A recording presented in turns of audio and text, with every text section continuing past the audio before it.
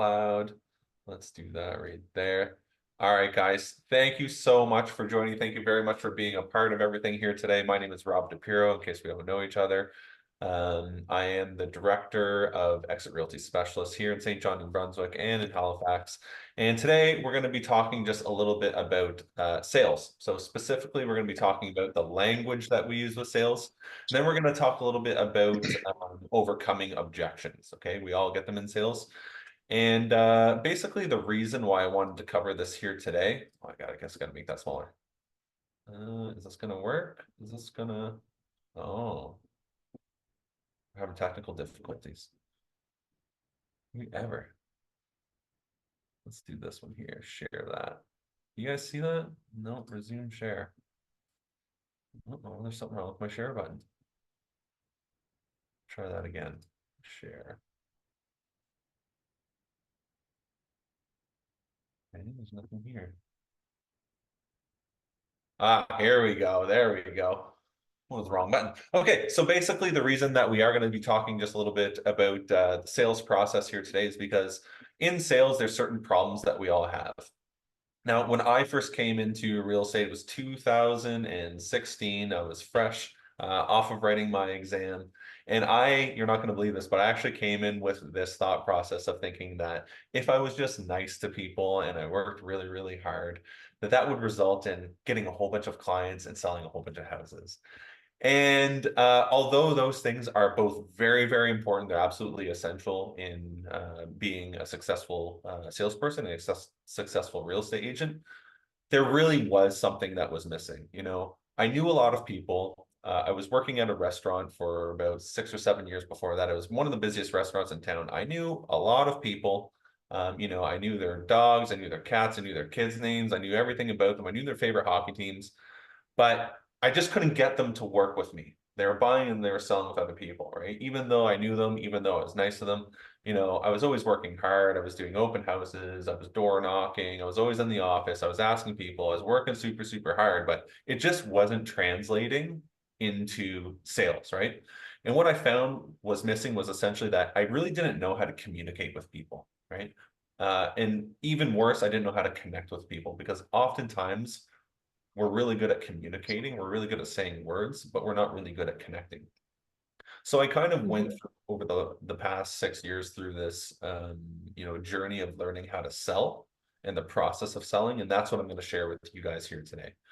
I think it's absolutely crazy. I've been saying this for at least 4 years now, that real estate is the least educated, least trained, high earning profession out there, right? And you guys think about it. If you want to be a doctor, you have to go to school for, you know, sometimes 12 years. If you want to be a lawyer, you got to go for 7 years. If you want to be an engineer, an accountant, any of those things, you have to go to school and educate for years and years and years. And in real estate, you know, depending on where you guys are and where we are, you know, you can get licensed in 6 months, but they really just teach you how to pass an exam, right? Real estate is the product that we sell. Sales is the business that we're in, right? So we have to know a lot about real estate, but understanding how to sell is essentially what we do. We are salespeople, right? Our job is to take our eyes out of our head and put them in the prospect so that they can see problems the way that we see problems and solve problems that way. So I just think, you know, it's crazy to come into this business with 6 months of, you know, real estate education and be able to speak effectively to people, understand sales language, understand a sales process, and walk people through a sales process, and have perfect tonality and understand how to objection handle without any sales training at all. So today, what I'm going to do is I'm just going to take some of the things that I've learned. I'm going to take 3 of the things that I've learned over the years so that you guys can implement them into your businesses so that you can essentially sell a little bit more. And with all of these things that we go through here today, like some of them are going to seem really, really funny at first. But what I encourage you guys to do is, first of all, take notes, take lots of notes. So if you guys need to go grab pen, piece of paper, grab that, because statistically, you're going to forget 50% of everything that we go through here today within an hour of leaving here. But it's not what's taught, it's what's caught, right? It's not what's taught, it's what's caught. So whatever you guys catch is going to be the valuable stuff. Really encourage you guys to take notes. And then the last thing is, you know, we have an opportunity as salespeople. We sell the biggest product for the highest commission in the world, but for some reason, real estate agents don't practice, right? And when LeBron James or Michael Jordan takes the last shot of the game, right, when they get into those scenarios, that's not the first time they've taken those shots. They've practiced those shots over and over and over again, right? When an Olympic gold medalist steps up to the mat, right, in the award-winning match or presentation, whatever it is that they call it, it's not the first time they've done that routine, right? But for some reason with real estate agents, we just don't think to practice or rehearse our lines. And if you guys get anything out of this here today, it's that just take a few minutes every single day, whether it's 15 or 30 minutes, to go ahead and practice these things and learn these things so that when you're in the moment, your muscle memory kicks in and it feels natural for you. Because a lot of times these things don't feel natural, okay? So practice, rehearse, role play, do everything that you need to do, set that time aside, take lots of notes. We're going to cover 3 things here today, okay? Here's the 3 things that we're going to cover. Very first thing is, what is the process to a sale? And what's the process that elite salespeople use to get people to work with them? Second thing we're going to cover is a couple strategies on tonality. We're going to go through a mirroring strategy and a labeling strategy, and I'm going to tell you how to do that and how that's going to get clients to open up with you and have people open up with you so that they feel like they can trust you. And then the last thing that we're going to cover is a strategy around handling objections, and we'll go through some of the most common objections that we get as salespeople so that we can communicate effectively with people.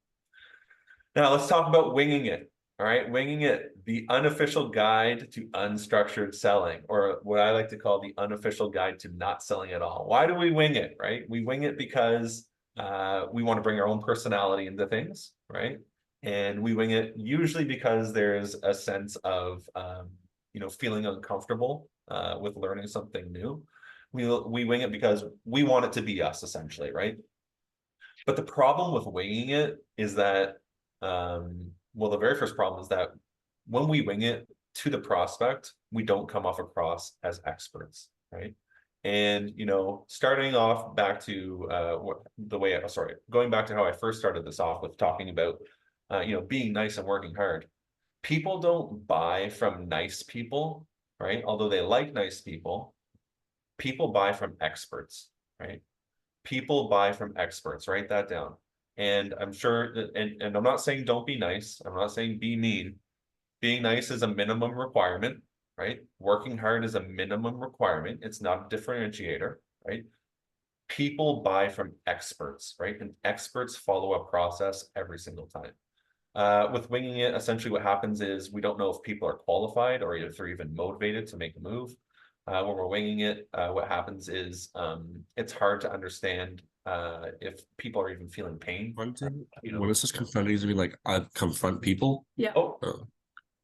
I'll just ask you guys to mute yourselves. And then, when we're talking about winging it, often with salespeople, what happens is that when we're talking to the prospect, we go into selling way too quickly. What happens is we don't go through the whole process of connecting with them, figuring out what the problems are, figuring out what their roadblocks are, and then adding our solutions to those things. And we come off across as pushy, or worse of all, we don't even ask the right questions and they feel like they're misunderstood. So I'm basically just trying to encourage you guys with sales, don't go out there, don't wing it. It's not an effective strategy. So what we're going to do here now is we're just going to go through a 9-step process, and I'll walk you guys through this. 9 steps, super, super easy. We'll break it up into 3 different stages, 9 steps to going and getting a sale. Okay. And what we're talking about here when we're talking about the sale and the process, we're not talking about the transaction, right? So we're not talking about walking them through the contracts and getting the home and looking at the homes and the pre-closing. We're not talking about that. When we're talking about the sales pocket, we're talking about that moment that people are deciding to make a decision, right? They're sitting in front of you. You might be at their kitchen table. It might be over email. It might be over chat. It might be over the phone. But this is the moment when they're deciding, am I going to use, Hepatala? Am I going to make a move, right? That's what we call the sales pocket. Is this the person that I'm going to choose? And essentially, there's 9 steps of it. Now, with these 9 steps, what we're going to do is we're going to break it up into 3 stages, and each stage has 3 steps. Okay. So the first stage is going to be all about qualifying people. The second stage is going to be about creating a gap. So identifying where the gaps are and creating a gap so that they understand it. And then the last stage is all about providing solutions. Okay. So this strategy right here, I learned this strategy from my coach, Dan Martell. You guys can look him up. He's blowing up all over social media, Instagram right now. He just interviewed Tony Robbins. Like, this guy's getting huge. This is a strategy that he taught me. I spent lots of money how to use this. He does sales by chat through DMs and everything, or sales by like text message. And essentially what it does is it gives you guys a process so that you can go through the same process every single time to increase the likelihood of getting the sale. And one thing that we know about professional salespeople is professional salespeople, and I'm talking about 7-figure income earners, right? Not 6-figure, like the big ones. Professional salespeople follow a process, and they follow it every single time. They understand language, they have scripts, and they use those things over and over and over again, so that they can increase the odds of getting the sale. Okay. So when we're talking about this 9-step process, the very first phase is all about qualifying. So on your guys' piece of paper, you guys draw 9 squares like this, or you can do like the tic-tac-toe thing, right? Like the 2 lines up, the 2 lines left to right.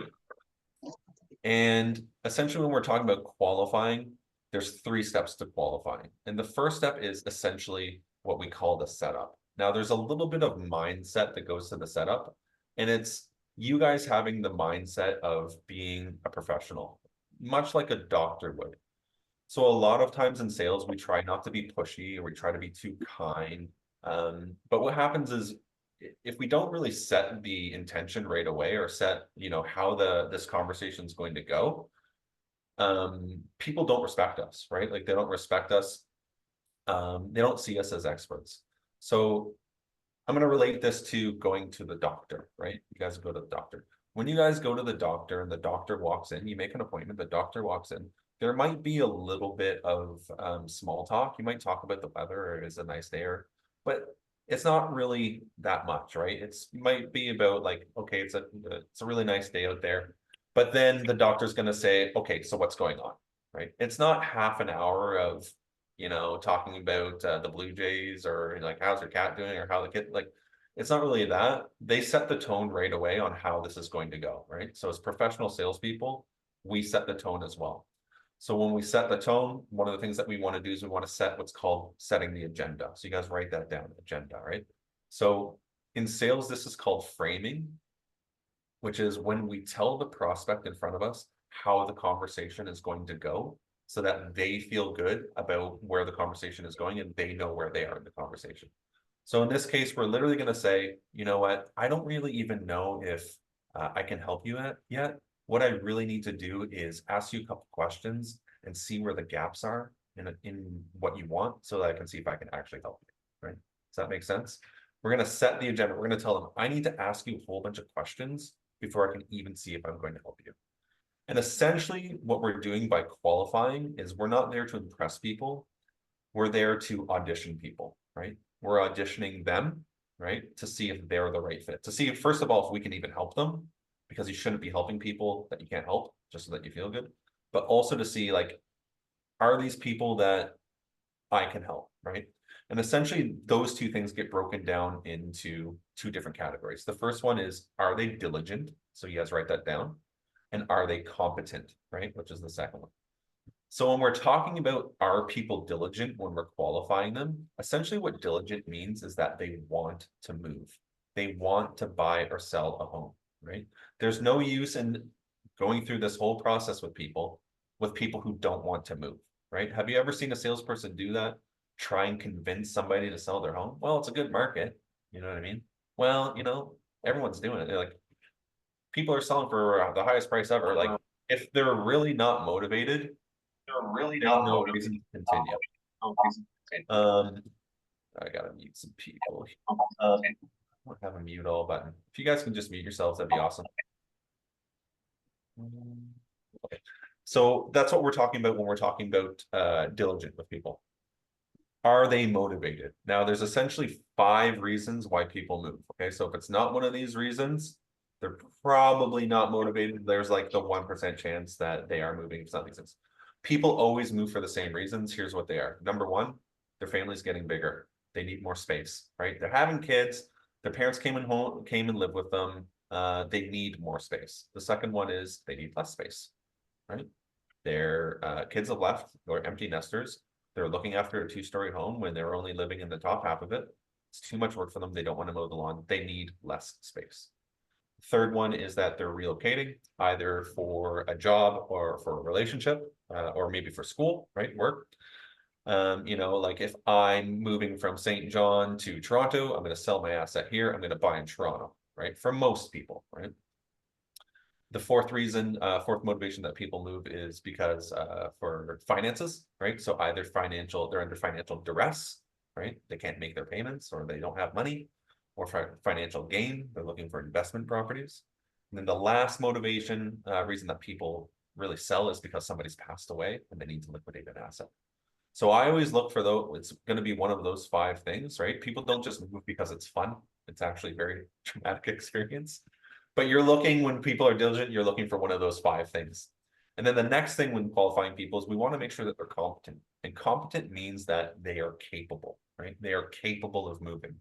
So for a buyer, that means that they have money, right? For a seller, what that means is they have money.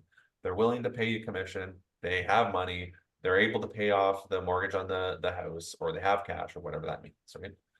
So essentially what we do when we're qualifying, we're going through the stage, is we're asking questions, right? We're asking a whole bunch of different questions. And these are the questions that I always ask, okay, when I'm qualifying people. First one is, when are you planning on moving, right? How long have you lived here for? Where did you live before here, right? If you were to move, where would you go? When you buy your next home, are you going to pay cash? Who's been giving you mortgage counseling, right? Has anyone taken the time to tell you what your house is worth? I would start asking questions like that, because what I'm looking for is, you know, why are they moving, right? What's their motivation for moving?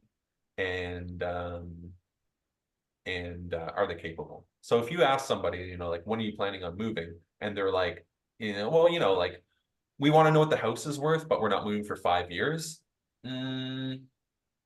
That's not a listing appointment, right? You're not going to that appointment, right? You know, if you're asking someone like, how long have you lived here for? And it's like, usually most people move between 5 and 7 years, right? That's kind of the sweet spot that you're looking for, right? That's when they're upgrading, right? How long have you lived there for? If they've only lived there for 30 days, they might just be looking for you to come in and tell them what the house is worth with the renovations that they've done, right? They want the little ego, right?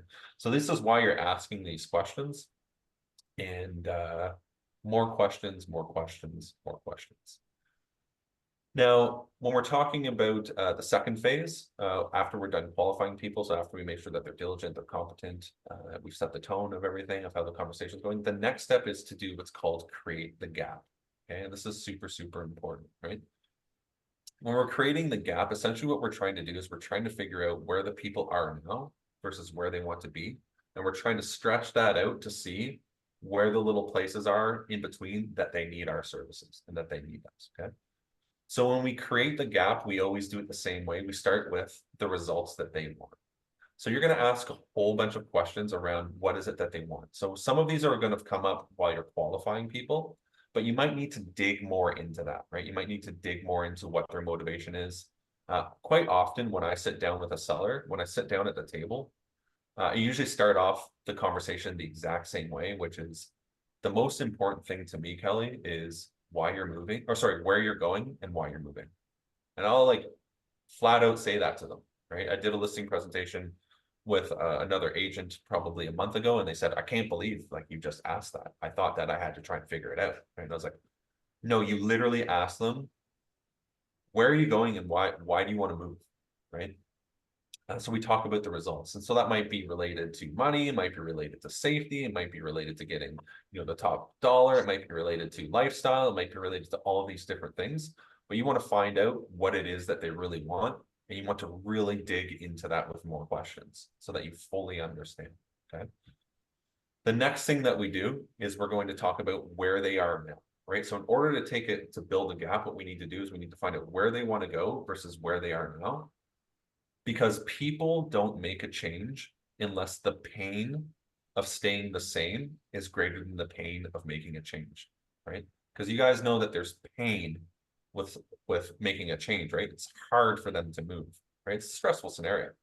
But if they don't understand that they have a problem, and a lot of times you're discovering the problems along with them as you're going through these, they don't understand the problems that they have and the pain that's associated with that and how that's holding them back from what they really want, they're less likely to make a change.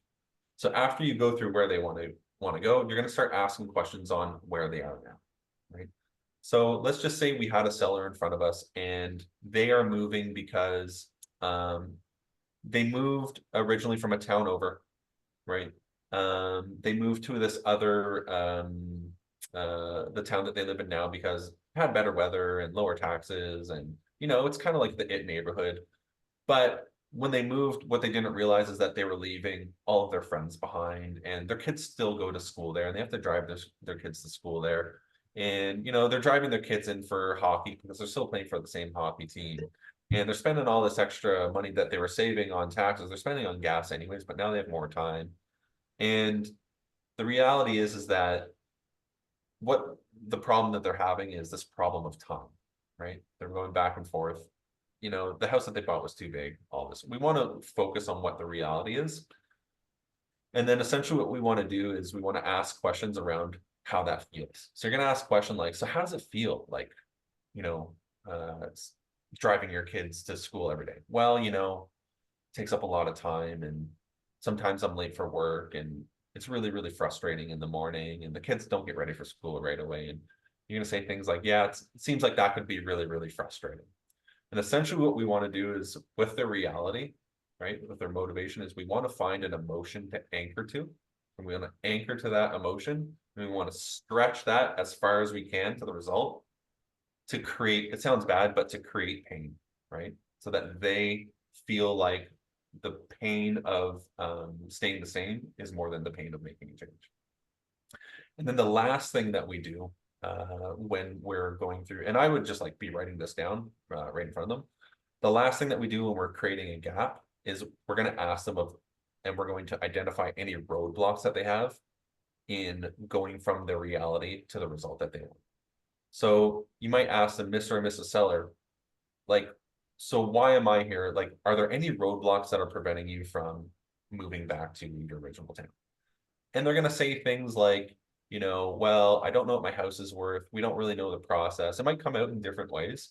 We just really don't know, like, if this is the right time. And what I would be doing is I'd be writing all of these down, all of these roadblocks down. Okay.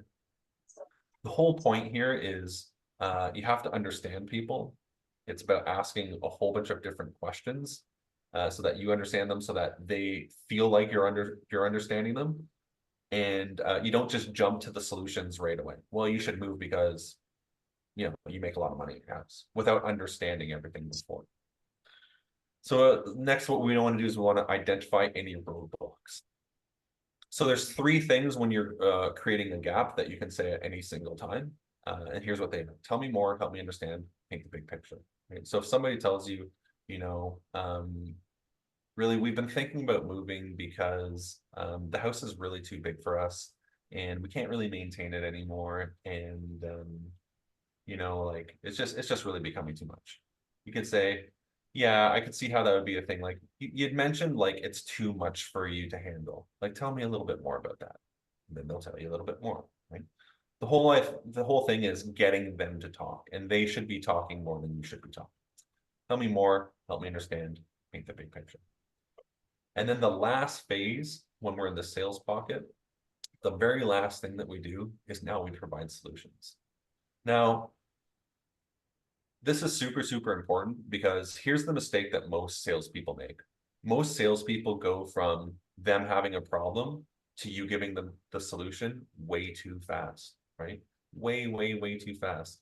And what happens is if we don't go through those other 2 stages first of qualifying, creating the gap, is we don't even really know if we can help them. And if we can't help them, then there's a lot of resistance. And if we don't create a gap, they don't understand where all of the problems are and the ways that we can help them. What happens is we get a whole bunch of resistance behind that, right? So, I mean, like you guys have sold homes. Have you ever been in the middle of a transaction and, you know, the client is like giving you a whole bunch of trouble and like almost kiboshing the deal on you? That's because we didn't take the time to go through all of these things, right? Or we didn't take the time to go through them again further down the line of qualifying them, seeing why they're really moving, right? Because a lot of people move just because other people are doing it. Like we see it all the time, right? Not because it's best for them. Or they didn't really take the time to understand. So the last thing that we do is we always provide the solution after qualifying, after creating the gap, right? So when we provide the solution, we always do it the same way, right? The first way that we do it is by presenting a model. So we give them, we don't just tell them the solution. What we do is we tell them a past experience we have, right? We tell them what the process is going to be without going through the detail. We tell them about the methods and we talk about results, right? So we can do this through storytelling. We can do it through analogies. We can do it through just having fun with them, right?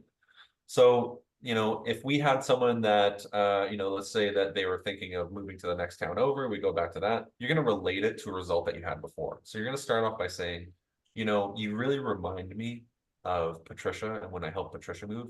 And, you know, she had some of the same concerns and the same roadblocks as you. And we were able to, over 3 months, get her house ready for the market, wait for the right time, match that up with the perfect buyer, and safely help her move into the next place. You're going to tell a story, okay? You're going to match that up. And then you always end that with asking another question. Would you like me to show you how we can do that for you?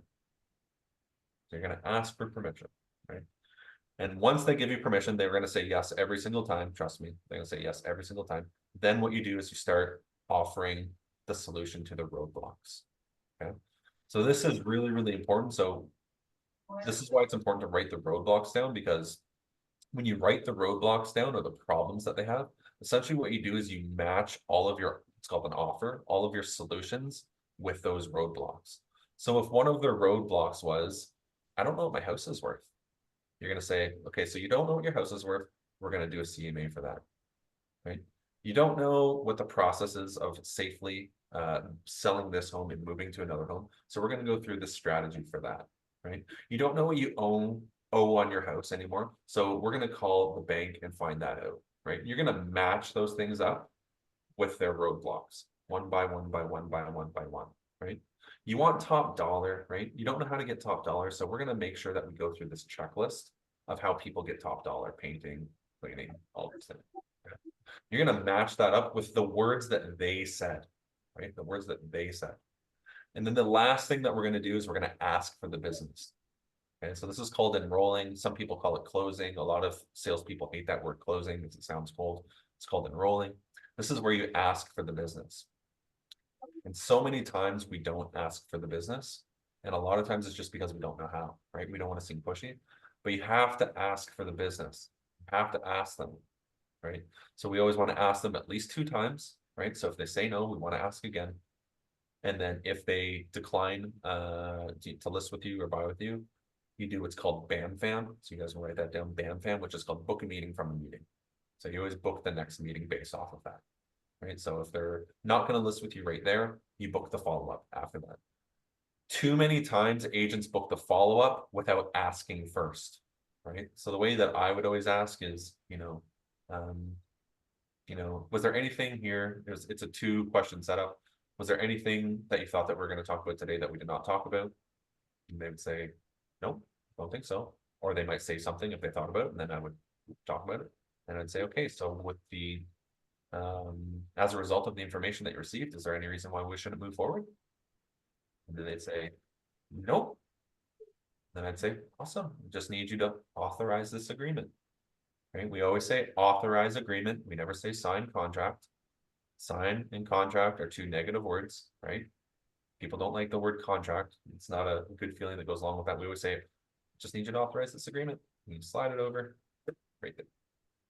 So that's kind of the process that goes along with selling. It's 9 phases. And essentially what I would just want you guys to know is that we really can't sell before we understand the prospect, okay? Right? How do your clients act? I want you to ask yourself this question, write this down.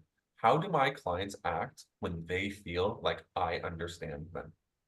Right? And you can't understand them if you don't go through those first two stages of asking exploratory, discovery, qualifying questions, talking about the problems, talking about what they want. You can't provide solutions and earn trust before going through those two stages first.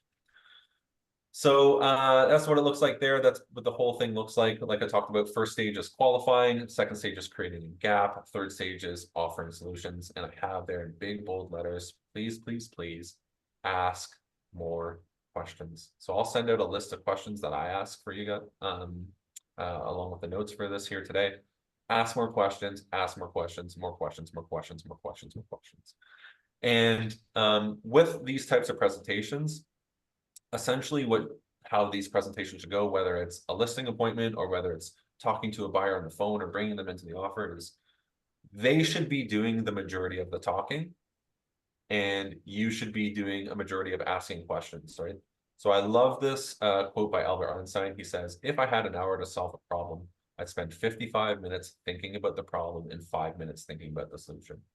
And that's what sales looks like. That's what great salespeople do, is they spend more time asking questions and understanding so that they can solve the problem, create rapport with the client and help them, right? Imagine if you could literally just ask the client in front of you, tell me how to influence you so that I can be your agent, right? Tell me how I can influence you. One of the best questions that we can ask is, what's important to you in the agent that you choose to work with, right? Like, you're sitting at the kitchen table. So, Kelly, tell me what's important to you in the agent that you choose to work with. And they'll just tell you, right? So more questions, more questions, more questions, more questions, okay? A lot of times it's our ego that takes over. If we talk, like if your listing presentation is like my presentation right now and you're doing all the talking and everyone else is on mute, that's not a good presentation. Your presentation didn't go well, right?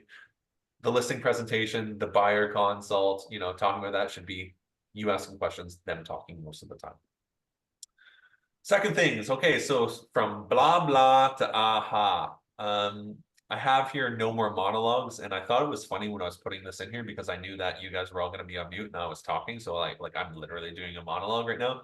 But like I said, when you're selling, your sales pitch should not be like my education session right now, right? Like it should be them talking, should be you asking questions and you solving the problems at the end. A lot of times as realtors, we talk too much. Salespeople, we talk way, way, way too much. We sound like robots, right? Because we don't practice the things that we should be practicing. We don't practice those scripts enough. And ultimately what happens is we end up missing connecting with people. And like I said before, oftentimes we communicate with people, but so few people actually are able to connect, right? And connect with people. So I'm going to go through just a couple strategies that you guys can use so that you can, sound a little more interesting to people, so that you can connect with people, so that they feel comfortable opening up to you, and so that you can get the information that you need to actually persuade them, influence them, and ultimately help them.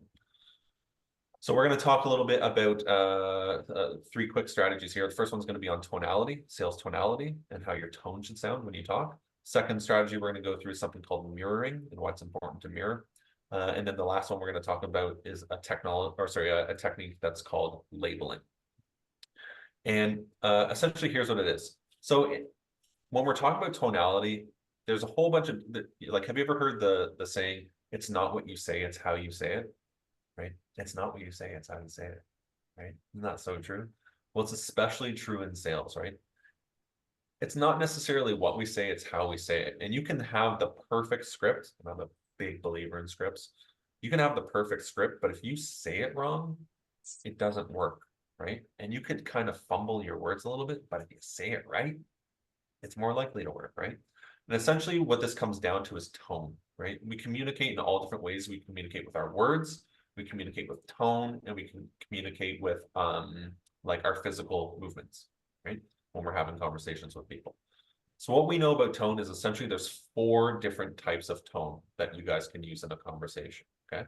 The first one is called the assertive tone, right? So the assertive tone is the tone that most salespeople use or most doers use. So if you're type A or you're a D personality, right? If you guys from Exit, we know what D personality is. Quite often what we do is we use that assertive tone, right? What happens is when we use the assertive tone with people is it triggers resistance, right?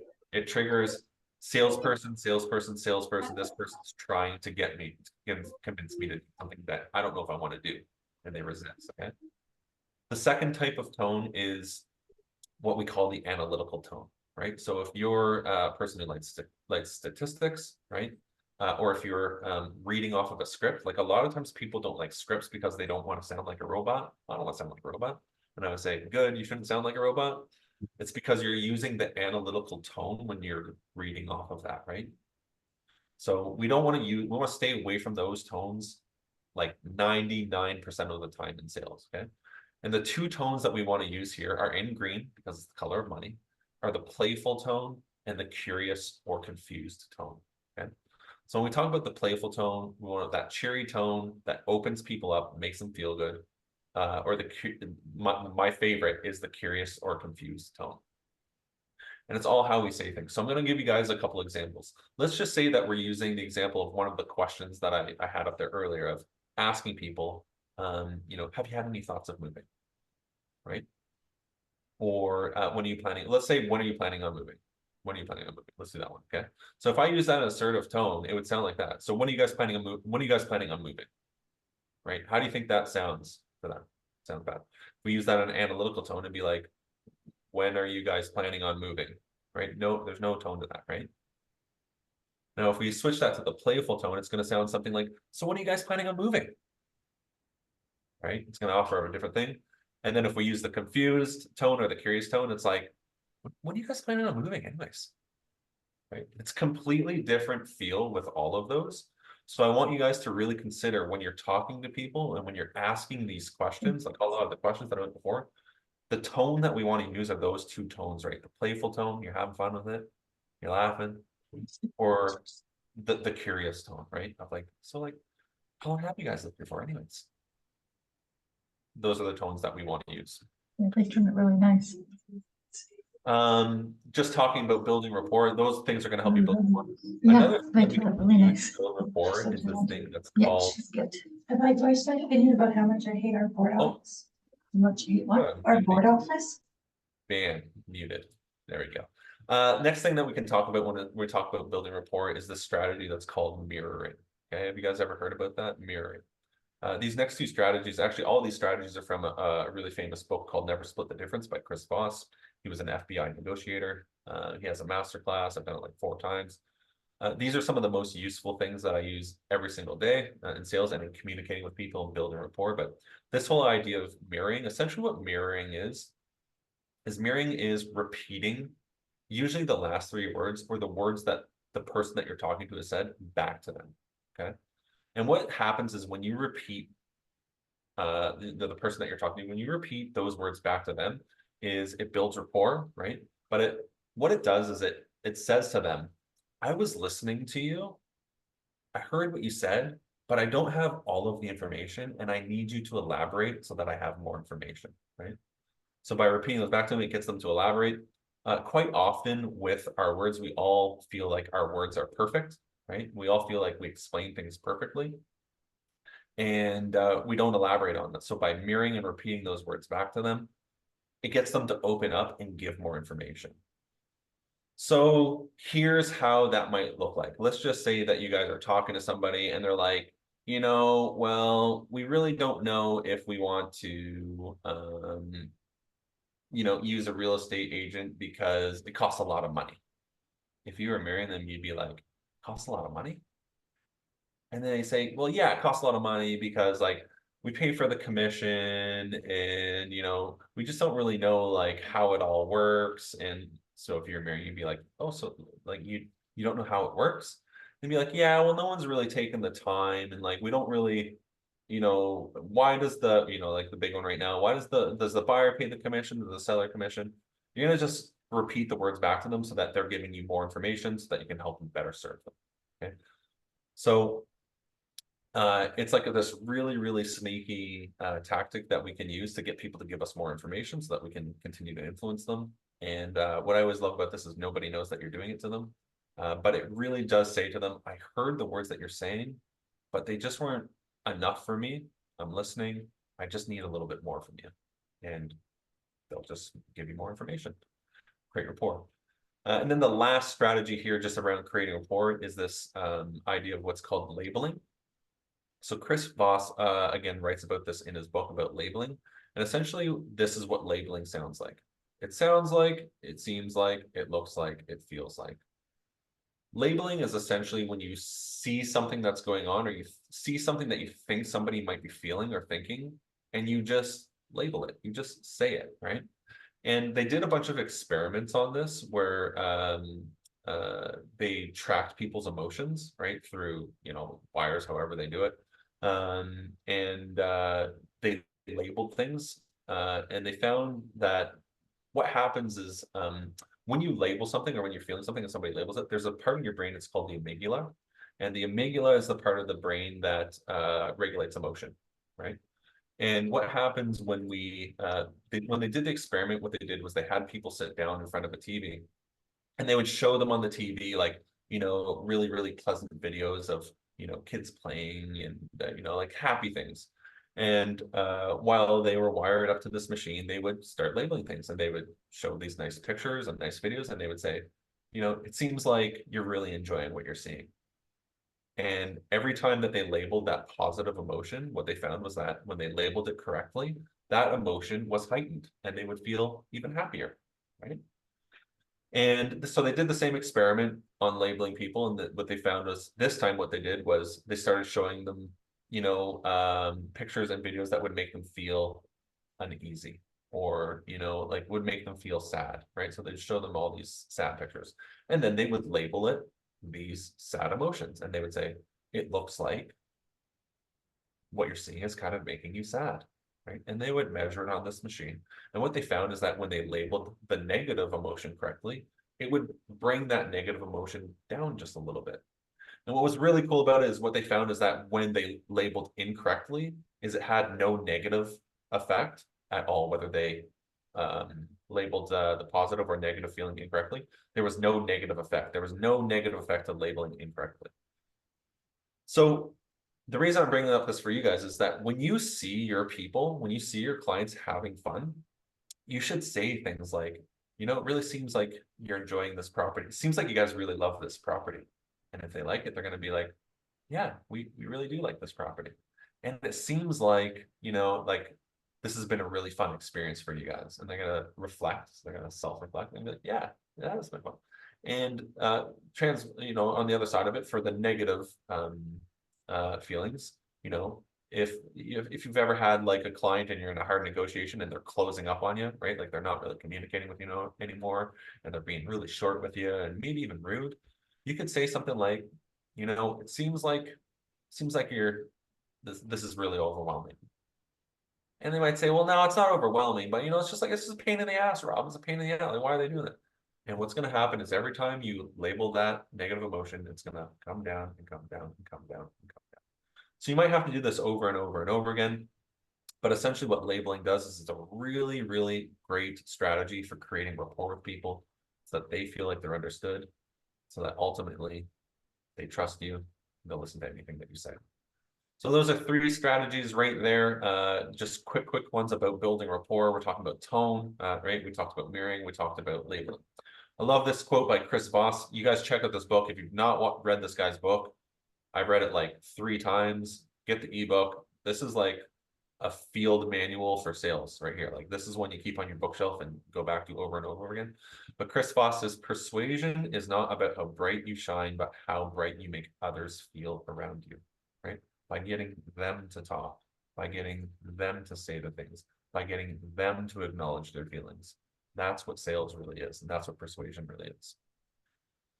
So the last thing we're going to talk about here, I'm looking at the time, I'm a little bit over here today, is we're going to just talk about objections and, the commitment cliffhangers. The cliffhanger where like they just haven't quite made the jump yet. Like they're at the edge, but like they haven't jumped yet, right? You can tell they're right there, but like you're gonna get these objections, right? And as salespeople, we get them all the time, and it's really important that we understand that it's really normal to get them all the time. We get them all the time because people are just scared, right? It's normal to be scared. You know, they might have had a bad past experience with somebody that is, causing them to second guess things. They might just be overwhelmed by all the decisions that they have to make. But generally, the reason that people have objections is because they are not the expert, right? We are the expert and they are not. And they need us to help them see it in another way, right? So what we do as salespeople, what great salespeople do is they help people by being on the same side of the problem with them. They help them see it the way that with a solution, right? So salespeople, what we do is when they have an objection, we literally take our eyes out of our head. We pop it in their head so that they can see things the way that we see things. Okay? So I'm going to go through a strategy here. You guys can use this to, because I'll go through some of the objections, but it's basically the theory and the strategy around how to overcome an objection. It's called the objection overrider. I, again, learned this from my coach, Dan Martell. He told me I could share this with anybody. But basically, there's 5 steps to overcoming any objection. And here's what it looks like, okay? So on your guys, write this down, right? In the middle of your page, write that word objection, draw a line up, and go all the way around. And these are the steps to overcoming an objection, okay? So anytime that there's an objection, there's 5 things that you have to do. The problem with most salespeople, right, is that we go from the objection to the solution way too fast, way too fast. And when we do that too fast, what happens is it creates resistance, right? It creates resistance. So anytime we have, by handling that, here's what you don't want to do with an objection. If someone has an objection, especially a really valid one, you don't want to say, well, that doesn't, oh, don't worry about it. That doesn't make sense. Oh, don't worry about it. Everyone does it, right? It's not a great way to handle objection, right? Well, Rob, I'm just worried about I'm not worried about if we sell our house. I'm more worried about like if we find a place, how are we going to find a place to move? Oh, don't worry about it. They're like, no, I'm worried about it. That's what I'm worried about, right? So here's the steps to overcoming an objection. They have the objection. The very first thing that we always do is we agree with them. The reason that we agree with them is because we are on the same side of the problem as they are. We just have a different perspective of the problem, right? So when they have the objection, we're going to say something like, oh yeah, cool. Yeah, that makes sense. That's a valid objection. That's a valid point. Most people feel that way. Yeah, that makes sense. Perfect. You're going to just say, yeah, okay, yeah, that makes sense. We're just going to come to the same side of the problem with them so that they know that we're in it with them, right? Step number 2 is we always start by asking a question, right? Has anyone ever taken the time to talk about this with you? Have you thought about this, right? Is this really what you're looking for? And we're going to go through some of the questions here in a second. We're going to ask them a question to make sure that we're triggering, exploration and discovery with them. And so that we're actually understanding the objection that they have before we go and solve it. Step number 3 is we want to review that objection with them. So after we have agreed with them, we've asked a question or a series of questions. We're going to go back to the objection. We're going to make sure that that is the objection that we're handling. We're going to make sure we understand. Because there's nothing worse than thinking that you overcame the objection to just realize that you didn't understand the way that they made it.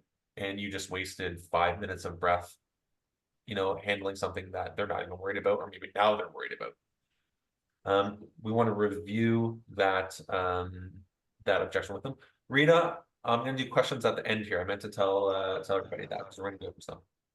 Step number 4 is now after you've done those things, you're going to actually handle the objection. Okay, so now you're going to provide the solution to that, usually through a question first and then through a statement.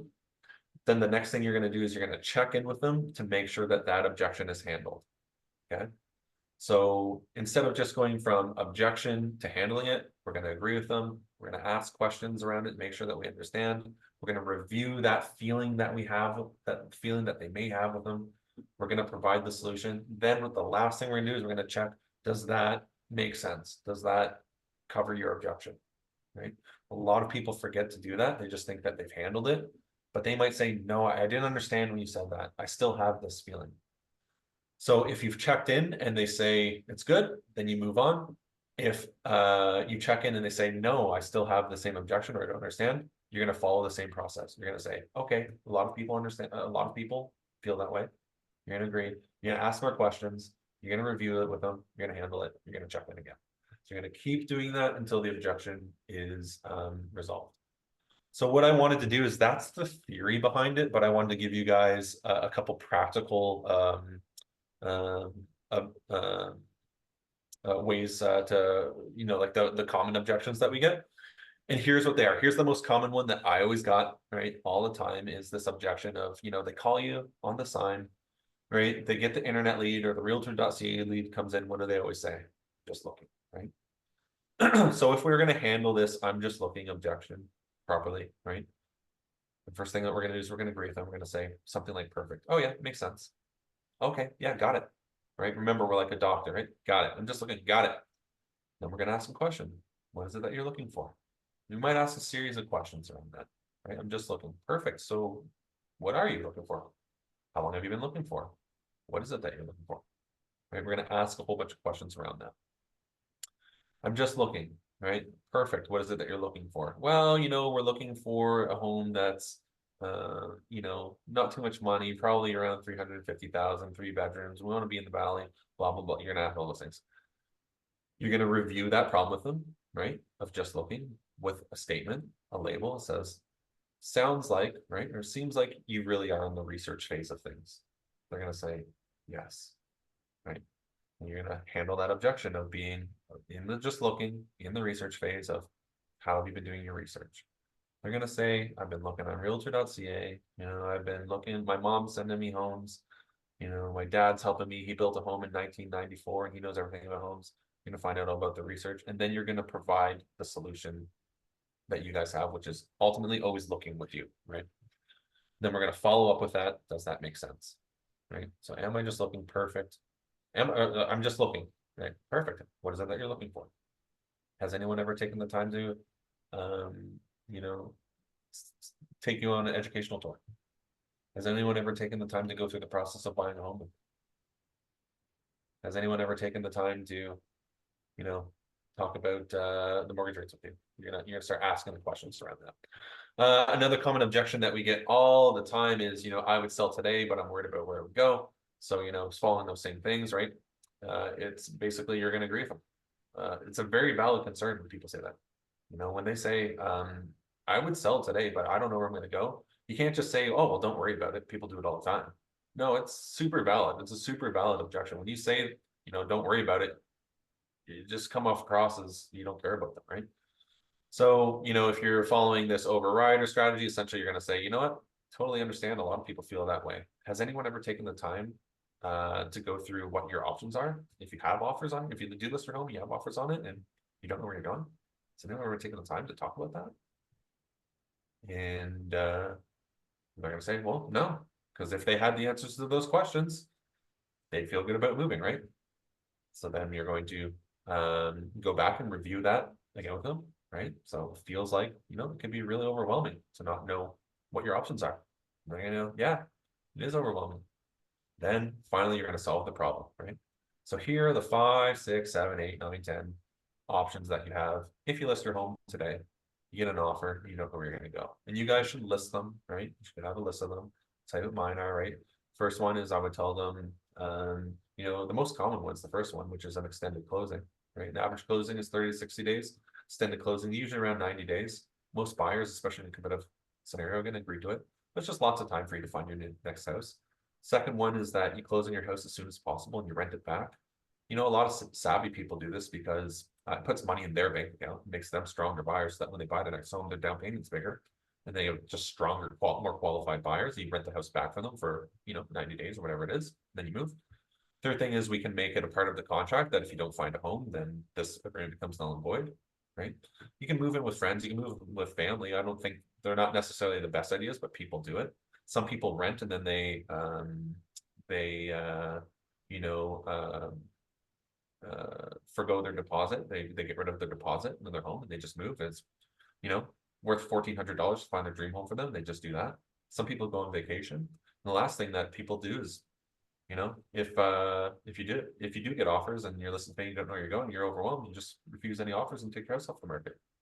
So the whole idea is you have this whole list of options, right? Solutions for them that you're just stacking up. Not saying that you guys are going to do them, right? Not saying that you have to know what the laws are where you live and stuff like that, but we're stacking up ideas. Then we just follow up with checking in, right? Do any of those seem unreasonable? They say, well, yeah, these two seem unreasonable, but the rest, no, I can see that. And they feel better. You know? So is there any reason why we shouldn't move forward? So that's how you overcome the, I would move today if anywhere was going. Sally, Agent Sally said she would do it for a smaller commission. Don't you love this one? Got it. Yeah, she said she would do it for less commission. Got it. Okay. Got it. Okay, so you acknowledge it. Yeah, completely understand that. Completely understand that. So if I can show you a way to make more profit, you always say twice, more profit, and put more money in your bank account, is there any reason why we shouldn't continue having a conversation? Right? If I can show you a way to make more profit, more money in your bank account, is there any reason why we should not move forward? No, there's no reason why we shouldn't move forward. Okay, it sounds, and then you're going to start labeling. Sounds like profit is really important to you. Sounds like that taking that money in. So tell me, like, help me understand. When you get that money, where's it going to go? Right? Is it going to go in the next house? Is it going to go paying off debt? Is it going to go on a vacation? Where is it going? Right? Then you start handling the objections, right? So I would always ask people, like, how can somebody who can't negotiate their own profit? Seems like you really care about profit. Yes, I care about profit. So how can somebody who can't negotiate their own profit negotiate profit for you? Well, they can't really. Right? So if I can show you a way to get more money in your bank account, should we move forward? Yes. Well, what I really need to do is I really need to know what they told you so that I can find any gaps in there. Right? So I can find any gaps, anything that they didn't do. Right? You're gonna create that doubt, finding the gaps in there so I can take you to where it is that you really want to be. And that's called creating the gap again, right? To solve the problem. Right? Based off the information that we received today, is there any reason why we shouldn't move forward? Right. So you just check in, has that been solved? And that's how we overcome objections. So remember, it's right. We agree with them first, we ask questions, we review the objection with them, make sure that we have it right. We provide the solution and then we check to make sure that it's made. So that's basically it. I love this quote by Brian Tracy. He's a top sales trainer for ever and ever and ever. He says, objections are natural course of a sale. Embrace them, address them, and watch your success grow. It's important that we understand that we're going to get objections. We just need to know how to handle them. So tonight, what I want you guys to do is I want you to come up with your most common objections, go through that objection overrider, and think about all the different ways that you can attack those objections. Practice them so that the next time that you have them, you already have the words there. You can just go through them. Or if you're on the phone, you can just write it down, right? Like I used to do. I used to write them down on the phone and I would just go through them on the phone. They can't even see what you're reading. So here's what we covered here today. I'm looking at time. Wow, I went way over. The 9-step sales process for peak performance. So those 9 steps, remember, qualify, create a gap, and provide solution. We talked about sales tonality, mirroring, and labeling techniques. And then we talked about how to overcome objections. As always, I'll giving 2 things out here today. I'll give a lot of resources with a lot of these things and a lot of the questions that I ask. That'll go for free. Anybody who wants to have a conversation after this, I always say first 3 people in my email. It's the only way I can do it. I just don't have all the time in the world. First 3 people in my email. If you want to have a Zoom meeting like this and just talk a little bit more about language, scripts, tonality, any of those things, happy to give a free consultation. And that is my presentation. Thank you for being here. So I went like 15 minutes over there. What questions do you guys have? I want to say thank you, Rob. This was an amazing session. I would really want you to do it one more time so we can get a more hang of this. It was just amazing. I mean, I haven't anyone training this way or helping other real estate agents who are probably competition. So what I'm doing, just so you guys all know this, is I'm doing 4 presentations based around, so I'll do this one again is what I'm getting at. I'm doing 4 presentations based around the problems that real estate agents have. So I did one on CRM, right? So that's around the problem of like, I have a database, I don't know what to do with it, right? I did a presentation on AI marketing, which is the problem real estate agents have is I own my own small business. I have to market myself. I hate doing it. So how do I do it? Then this one is about talking to people, right? Because there's no sales training. The next one's going to be about mindset. And essentially what I'm going to do is I'm going to do those over and over and over and over and over and over again.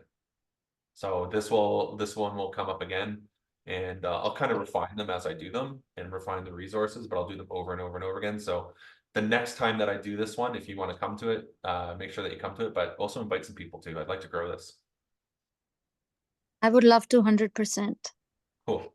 I saw a couple questions here. What does BAMFAM stand for? BAMFAM, book a meeting from a meeting, right? So you always want to make sure you ask first, ask 2 times for the sale, right? Problem is most people don't ask.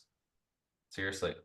Or you feel uncomfortable asking. The reason you feel uncomfortable asking is because you didn't go through the process of qualifying and listening to them. So you feel guilty about asking for the sale, right?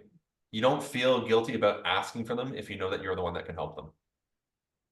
Right? So if you've qualified them and you've gone through the results that they want, the reality that they're in, and you actually know that, geez, these people need help, you feel really good about asking for the business, right? If you've listened to them, you feel really good about asking for the business. Right? If you're not asking for the business, it's because you haven't gone through that process. But BAMFAM stands for if they say 2 times no, they're not doing it, then you book the next meeting from there. You book the follow-up from there. Book me from me. Oh, that was in there. Okay, cool. Any other questions? Go ahead. Yeah. I wanted to go back to the objection overrider. Yeah. The reality is sometimes you get multiple objections, just Hmm. not 1, 2. Sometimes they're hardcore big ones. Yeah. And to go through the 5 stages, that's a lot of conversation. So how do you kind of prioritize? How could you tackle, say, 3 big objections in, like we're all constrained on time? Well, so I used to feel the same way that you feel, which is like, how am I going to have enough time to have these conversations? And what I found is when I started doing it, it was really only adding like 3 minutes onto the conversation. So I actually felt like you did. I felt like, oh, this is going to be like so much time. Right. And the other thing I'd say is like, if you don't take the time up front, then you're going to be taking the time in the back end. And like, I don't know if you guys have ever like been in the middle of a transaction and like people are like, you're like, why are they acting this way?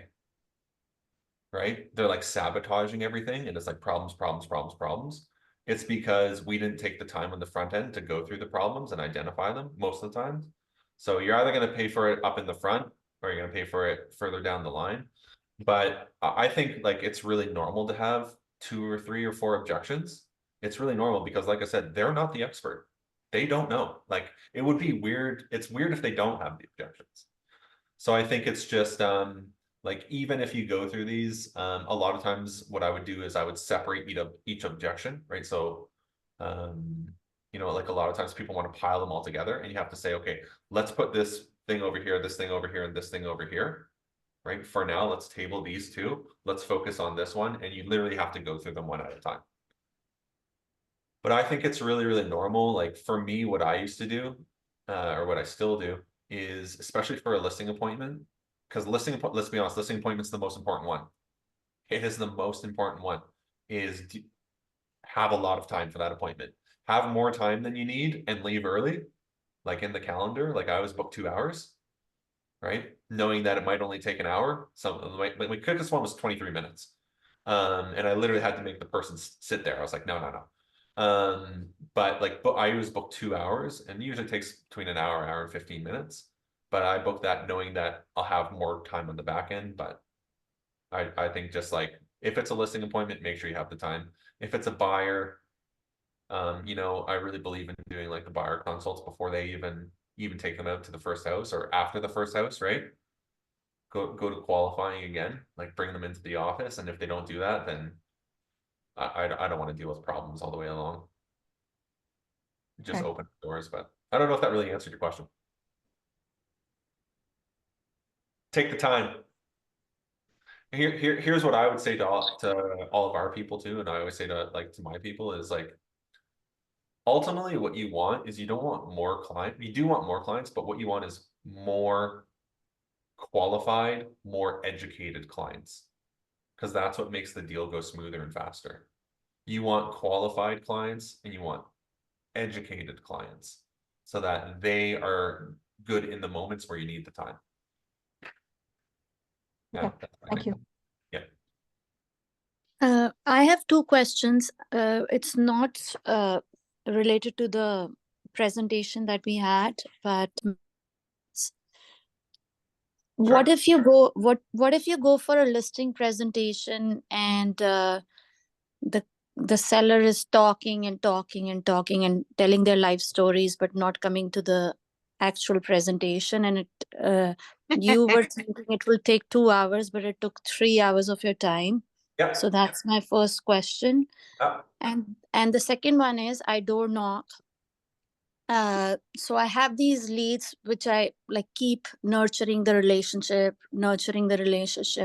I know they will list with me. I mean, not all of them, but most of them. But how do you get to the listing presentation quicker than, hanging around for all this time? Like, Yeah. is there a way? So with the first one of them taking too much time, this goes right back to the very first thing, which is the setup, which is letting them framing how the conversation is going to go. Right? So you would say, I have from 1 until 3 p.m.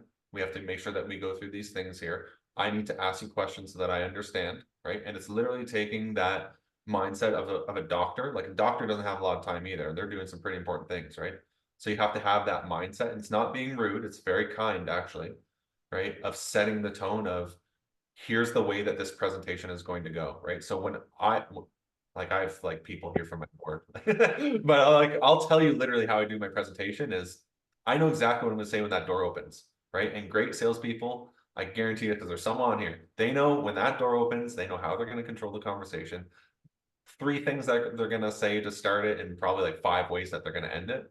But I would always say, they open up the door, I always start with gratitude, right? Step 1, thank you for having, I'm just grateful to be here. And then I'd always say, here's what I find works best. You're going to show me around the property. We're going to do a tour. I'm going to have some questions for you. We're going to sit down at the table. You might have some questions for me. I'm going to make sure that you're taken care of. We're going to price the home and we're going to leave with a plan. How does that sound? In the next 2 hours. Awesome. And then they're going to say, yeah, okay, good. So you have to frame that first. That's the setup, frame it so that as you're like moving through the process, they feel comfortable knowing that this is normal to move on to this next step. So, okay, we went through the house. Okay, now we're going to sit at the kitchen table and it's question time. And I'm going to do a 10-minute presentation for you. Any questions? Okay, now we're going to move on to pricing the house. And we all agreed to it at the beginning. So they find familiarity with that when you frame it to them at the beginning. So good salespeople do that. They frame everything, then they go through it, then they recap it at the end. That is so awesome. Could you please also share that questions that you just said?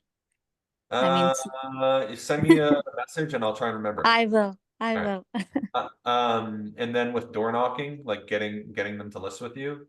So I went door knocking for first 2.5 years of my career. And I talked to so many people and they would literally, like, I remember, like, it's so funny now thinking about it. But I probably knocked on 10,000 doors, I'd say. And the reason that they weren't listing with me, if I'm being honest, was because I didn't understand how to do a listing presentation. So I was scared to book the meeting. And I didn't know how to go through the listing agreement. It took a lot of understanding this. I didn't know how to explain a listing agreement. So I actually felt I was self-sabotaging and I wasn't asking for the business. So what happens is you'll feel really good about asking people to do a listing presentation with you if you understand those 2 things, how to do the listing presentation, right? How to have that process and understanding the contract. Until you that, you'll just self-sabotage. There's like a small percentage of people that will just wing it, right? And fake it till they make it. Those are usually like the type A personalities that they'll just do it anyways. But for most of us, that's what the problem is. So you need to study the listing agreement, study the listing presentation, and then it's essentially understanding the language between initiating and finalizing, which is the best time to close is at the door. The best time to get the listing presentation is at the door. So I always used to close this way. I would go through my script, hi, I'm Rob Dipiero from Exit Realty Specialists. I'm just here to see when you're planning on moving. I'm not surprised. How long have you lived here for? If you were to move, where'd you live before this? If you were to move, where would you move? When will that be? Has anyone ever taken the time to come price your home for you? And they'd say no. And I'd say, well, okay, well, most people start off with needing to know what their house is worth to buy their next home. Has anyone ever taken the time? Would you be offended if I came over for 30 minutes and told you what your house is worth? what works best for you days, evenings, or weekends. So that's the language of closing, of getting them to commit, but you can't follow up with them on it. You have to do it at the door when they're right in front of you, right? So it's understanding those questions. Once again, that sales pocket that I was talking about, right now you could use that door knocking, right? So you go through all those things first before you ask for the business, but that's how you get in when you're door knocking. You never go in that day, you always book the meeting because you have to go to the other houses, right? You have to go through the other houses, and but that's the way I would always ask. Would you be offended if I came over sometime? Would you be offended? That's a no question. People feel they have a no lock when they're like, salesperson, he's gonna ask me. He's gonna ask me. I got that no, the no's in the chamber, right? It's already, they're already ready to press the trigger with the no, right? So you reframe your question. They're expecting you to say, can I come over? And they say no. So you say, would you be offended if I came over? No. Love that. Yes. And then you just say, okay, what works best for you, days, evenings, or weekends? Anyways, that's what I would do. Cool. That's awesome. Thank you. Time for one more question if you guys have one. If not, then we'll peace out. I have one on here. Thank you. Do you offer Zoom presentation on these two topics? No, but maybe someday. Maybe someday. If you guys want, email me. I'll give that 30-minute consultation. If you want to talk about listing presentation, there's a whole strategy behind it, but there's steps to it, right? Like I said at the beginning of this, every you know, strong salesperson has a process they follow every single time. Every single time. And they have language built around it. That's the one thing that I've learned. But hey guys, listen, cool. Happy to connect with you guys. DM me, shoot me an email, whatever. Hope you guys enjoyed today. I'll send the recording out after this as well. Hopefully it didn't just sound like a fever dream for most of it. But I really appreciate the support and you guys being in. Hope to see you the next time too. Well, see you guys.